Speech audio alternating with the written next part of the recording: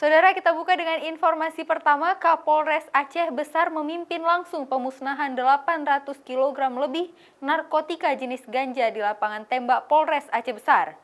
Ganja yang dimusnahkan merupakan ganja yang berhasil diamankan oleh petugas di kawasan Meru, Indrapuri, Aceh Besar saat hendak dikirim ke Jakarta. Ganja sebanyak 40 kotak dengan berat 800 kg lebih ini merupakan barang yang hendak dikirim ke Jakarta.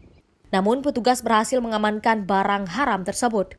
Untuk mengelabui petugas, pelaku membungkus ganja yang dimasukkan ke dalam kotak dan menulis dengan tulisan buku rusak untuk diperbaiki ulang dengan menggunakan salah satu penerbit buku Erlangga. Pemilik barang haram tersebut berhasil kabur dan masih dalam pengejaran petugas. Selain ganja yang diamankan pada 6 Februari lalu, di tempat berbeda, polisi juga mengamankan narkotika jenis sabu seberat 84,26 gram. Sejumlah barang yang berhasil disita oleh pihak kepolisian Aceh Besar ini kemudian dimusnahkan dengan cara dibakar oleh petugas serta Forkopimda Aceh Besar.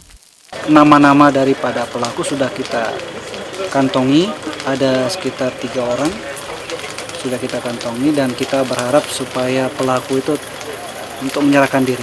Kalau memang sekedar di LP berapa tahun tidak akan sembuh penyakitnya. Yang perlu kita tangkap untuk sembuh penyakit. Ini perlu kita rehab orang-orang yang sudah kena sabu-sabu.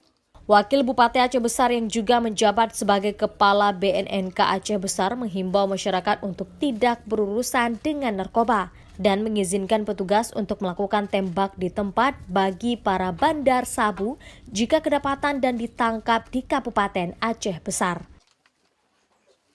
Syahril, Kompas TV, Banda Aceh.